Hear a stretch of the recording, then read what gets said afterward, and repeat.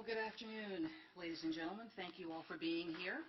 I am joined by Vanita Gupta, head of the Civil Rights Division here at the Department of Justice. We are here to announce a significant law enforcement action regarding North Carolina's Public Facilities Privacy and Security Act, also known as House Bill 2. Now, the North Carolina General Assembly passed House Bill 2 in special session on March 23rd of this year.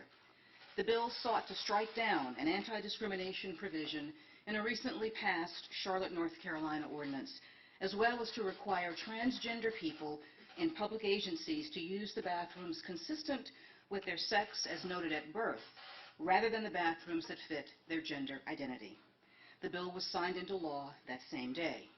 And in so doing, the legislature and the governor placed North Carolina in direct opposition to federal laws prohibiting discrimination on the basis of sex and gender identity. More to the point, they created state-sponsored discrimination against transgender individuals who simply seek to engage in the most private of functions in a place of safety and security, a right taken for granted by most of us. Last week, our Civil Rights Division notified state officials in North Carolina that House Bill 2 violates federal civil rights laws. We asked that they certify by the end of the day today that they would not comply with or implement House Bill 2's restriction on restroom access. An extension was requested by North Carolina and was under active consideration. But instead of replying to our offer or providing a certification, this morning the state of North Carolina and its governor chose to respond by suing the Department of Justice. As a result of their decisions, we are now moving forward. Today, we are filing a federal civil rights lawsuit against the state of North Carolina, Governor Pat McCrory, the North Carolina Department of Public Safety, and the University of North Carolina. We are seeking a court order declaring HB 2's restroom restriction impermissibly discriminatory, as well as a statewide bar on its enforcement. Now, while the lawsuit currently seeks declaratory relief, I want to note that we retain the option of curtailing federal funding to the North Carolina Department of Public Safety and the University of North Carolina as this case proceeds. But this action is about a great deal more than bathrooms. This is about the dignity and the respect that we accord our fellow citizens and the laws that we as a people and as a country have enacted to protect them, indeed, to protect all of us.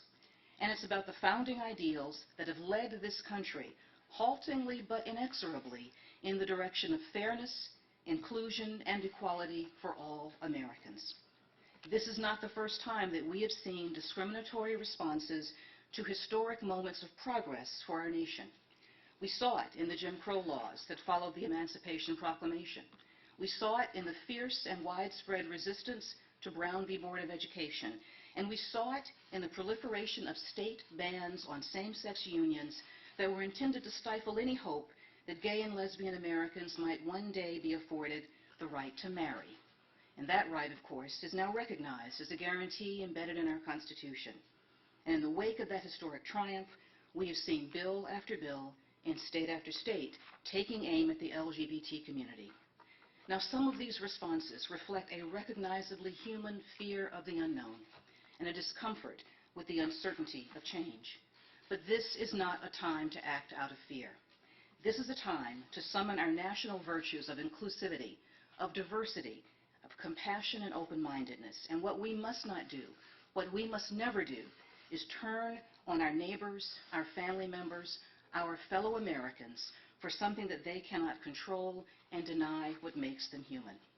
And this is why none of us can stand by when a state enters the business of legislating identity and insists that a person pretend to be something or someone that they are not, or invents a problem that does not exist as a pretext for discrimination and harassment. And let me speak now directly to the people of the great state, the beautiful state, my home state of North Carolina. You have been told that this law protects vulnerable populations from harm, but that is just not the case. Instead, what this law does is inflict further indignity on a population that has already suffered far more than its fair share. This law provides no benefit to society and all it does is harm innocent Americans. And instead of turning away from our neighbors, our friends, and our colleagues, let us instead learn from our history and avoid repeating the mistakes of our past. And let us reflect on the obvious but often neglected lesson that state-sanctioned discrimination never looks good and never works in hindsight. It was not so very long ago that states, including North Carolina, had other signs above restrooms, water fountains, and on public accommodations, keeping people out based on a distinction without a difference. We've moved beyond those dark days, but not without a tremendous amount of pain and suffering and an ongoing fight to keep moving forward. Let us write a different story this time. Let us not act out of fear and misunderstanding, but out of the values of inclusion and diversity and regard for all that make our country great. Now, let me also speak directly to the transgender community itself. Some of you have lived freely for decades, and others of you are still wondering how you can possibly live the lives that you were born to lead. But no matter how isolated, no matter how afraid, and no matter how alone you may feel today, know this, that the Department of Justice, and indeed the entire Obama administration, want you to know that we see you, we stand with you, and we will do everything we can to protect you going forward. And please know that history is on your side. This country was founded on the promise of equal rights for all, and we have always managed to move closer to that ideal, little by little, day by day. And it may not be easy, but we will get there together. Let me also thank my colleagues in the Civil Rights Division who have devoted many hours to this case so far and who will devote many more to seeing it through. And at this time, I will turn the podium over to Vanita Gupta, whose determined leadership on this and so many other issues has been essential to the Justice Department's work. Vanita? Thank you, Attorney General Lynch, for those very powerful words.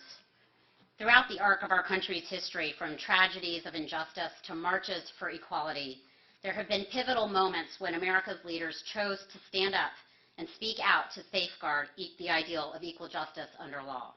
And history will record your inspiring words and our forceful action today as one of those moments. I also want to take a moment to thank the entire team throughout the Civil Rights Division and the Department of Justice who have worked tirelessly over the last several weeks to ensure that everyone in North Carolina has the full protections of our laws. Today we filed a federal civil rights complaint in federal court in the Middle District of North Carolina. Before I discuss the details of our legal argument, I want to make one thing clear. Calling HB 2 a bathroom bill trivializes what this is really about. HB 2 translates into discrimination in the real world. The complaint that we filed today speaks to public employees who feel afraid and stigmatized on the job.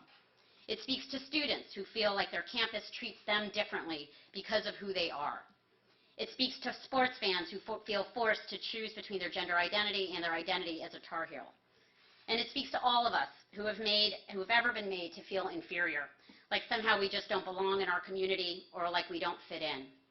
Let me reassure every transgender individual right here in America that you belong just as you are, that you are supported, and that you are protected. Our complaint brings legal claims under 3 different civil rights statutes. 2 of these statutes are long-standing protections against discrimination in the employment and education context. Title VII of the Civil Rights Act of 1964 and Title IX of the Education Amendments of 1972. It is fitting that these statutes, which emerged from our nation's long struggle to banish a legacy of legal discrimination, are now being used to defend, to uphold, and to affirm the progress that resulted from that struggle. Progress that represents America at its best, at its brightest, and at its strongest. Title IX and Title VII prohibit discrimination based on sex. The Department of Justice has for some time now made clear that sex discrimination includes discrimination against transgender people. That is, discrimination based on gender identity. That is consistent not only with the language of the statutes, but also with the legal interpretation adopted by federal courts, including the appellate court with the jurisdiction over the state of North Carolina. There is nothing radical or even particularly unusual about the notion that the word sex includes the concept of gender. Transgender people are discriminated against because their gender identity does not match the sex that was assigned to them at birth. HB 2 denies transgender people something that all non-transgender people enjoy and take for granted: access to restrooms consistent with their gender identity. That's sex discrimination, plain and simple.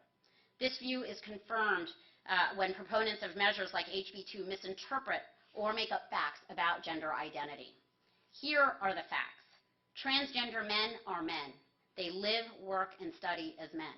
Transgender women are women. They live, work, and study as women.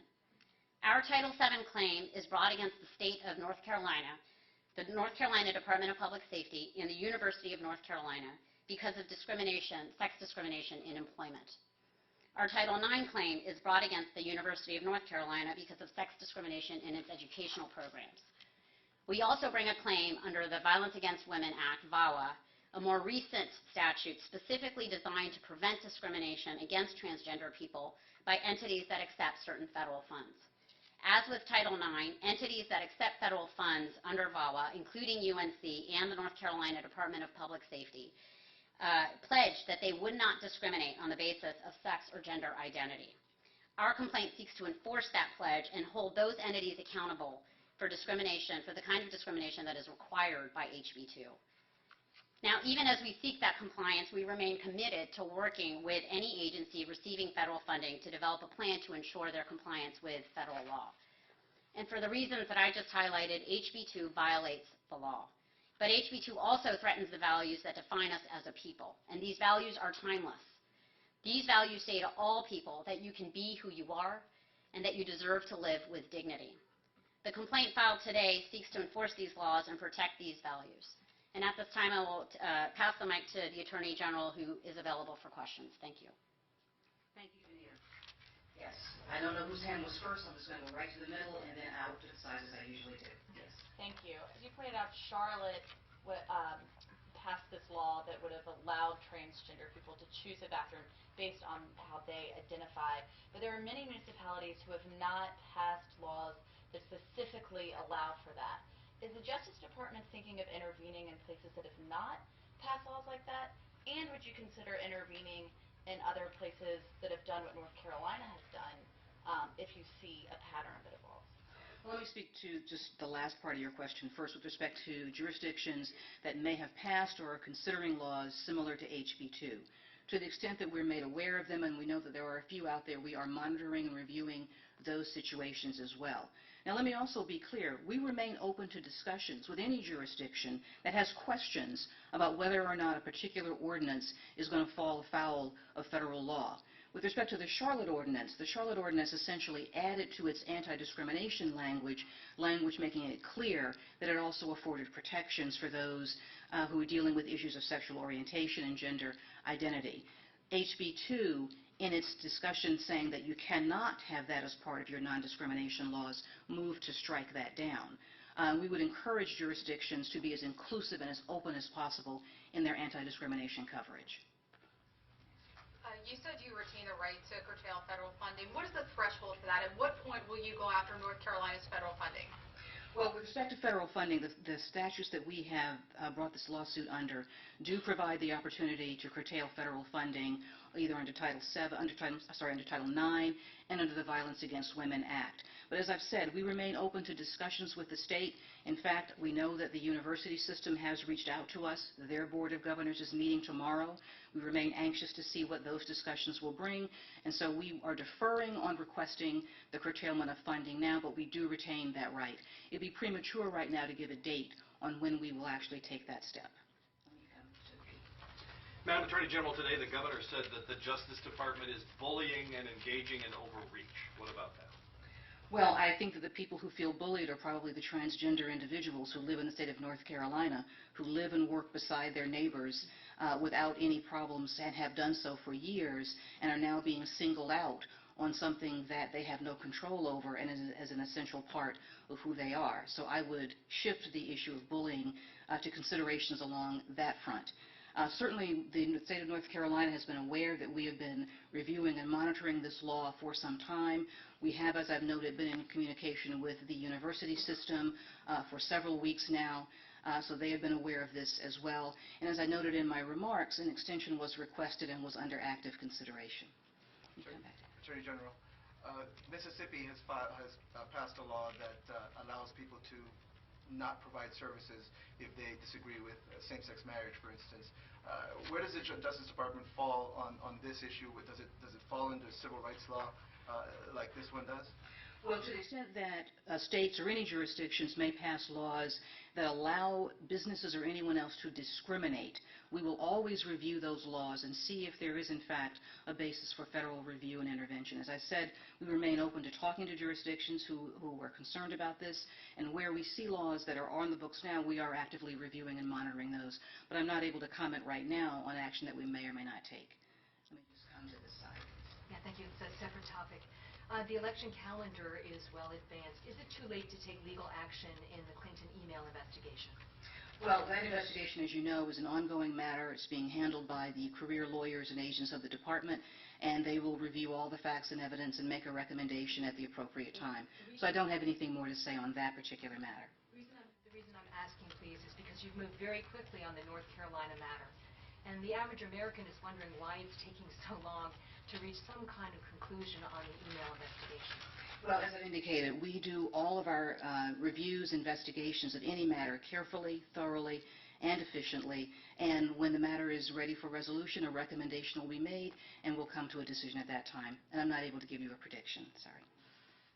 One other thing that Governor McCrory mentioned today is he suggested that perhaps Congress should actually lend some clarity, get involved in the debate, and perhaps amend existing discrimination laws or clarify the intent and the meaning. I'm wondering, do you think there is room to sort of specify additional protected classes to remove any ambiguity that might exist?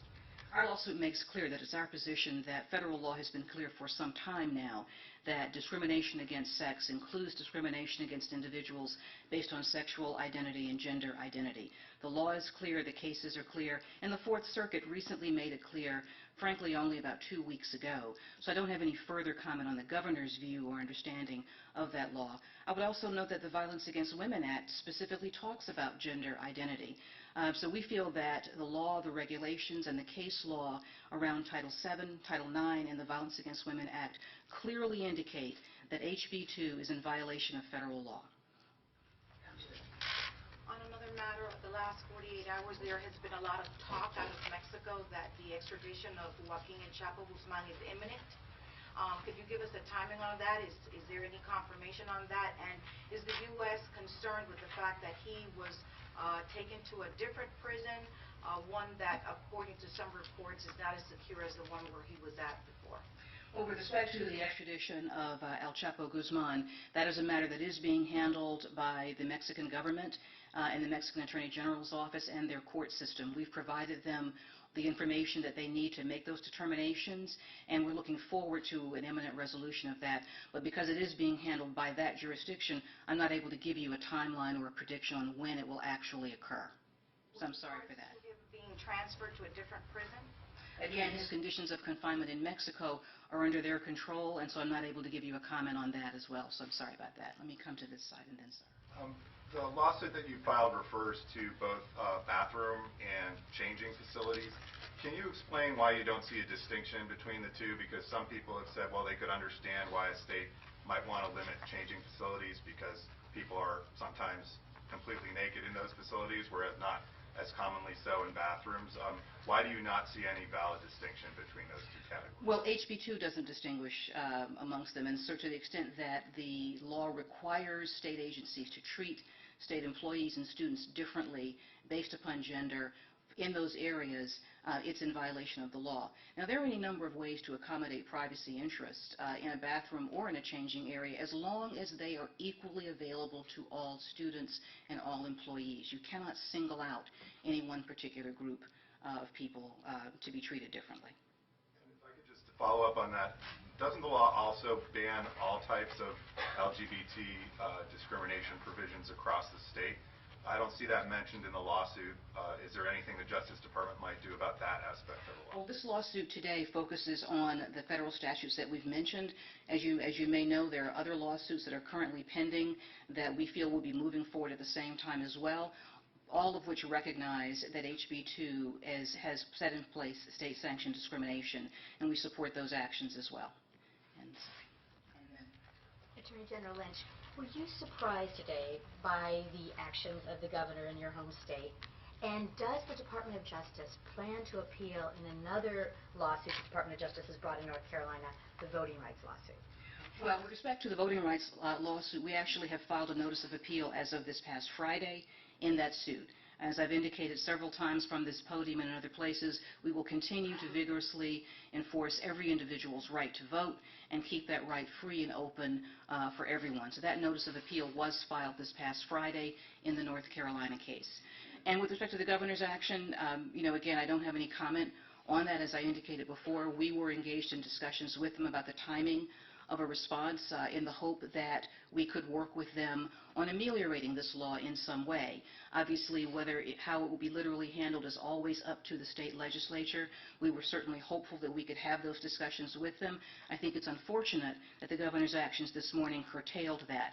But having made that choice, we are now moving forward. Madam Attorney General, given it's a political season and this is a touchy subject for some, did you consult with the White House about any of this over the last week? We make our enforcement actions separately and independently, and certainly I think the White House is aware of the law and the issues, and they've had their own comments on this, but we have made this decision based upon what we feel is the appropriate move to make at this time. You just referred to expecting an imminent resolution. You just referred to expecting an imminent resolution of the Guzman case out of Mexico. So does that mean that his transfer here is imminent? Do you believe that's going to be happening within? What we're waiting for is a final order from the Mexican court that would finally order the extradition. We are awaiting that. We are hopeful that we will attain that. And as I said before, we are working with Mexican authorities to make sure that we have provided all the information they need to make that determination. Once that order is entered, and again, we are hoping for it, but again, it is up to the Mexican court system, we will then be in contact with them about the mechanics of a transfer, and that has not begun to occur as of yet. Last question. I have a follow-up to his and then my question. A follow-up to that, if he is extradited, how do you determine which of his cases, where he'll be prosecuted? Because as we understand it, you've submitted 2 extradition packets, but there's about 7 cases pending. What are the factors that you look at when deciding who will prosecute him? Well, we look at all of the relevant charges against any individual who's brought here via extradition and determine what particular jurisdiction can, often by working with another one, generate a case that covers most of the relevant conduct, if not all the relevant conduct, and will provide the best remedy for his actions. And so every case is considered. We often combine cases. There is a process of review that's undergone here in the department. In terms of your ongoing litigation with Apple, in 2 separate cases, you very aggressively went after Apple, used the courts to try to compel them to assist you in criminal investigations. And in both of those cases, the Department of Justice and the FBI eventually backed off. In one instance, you were able to find another way to get into the phone. And in another case, as would be expected, the defendant was willing to offer his password right ahead of sentencing. Do you wish, looking back, that you might have handled those cases differently? No. As we said at the time, when we made those motions, we had exhausted all opportunities, but we always continue to seek to obtain information. And if we are fortunate enough to move forward, we take advantage of that. And we live up to our obligations and responsibilities and notify the other party that assistance is no longer needed. But the short answer to your question is no. All right? Thank you all.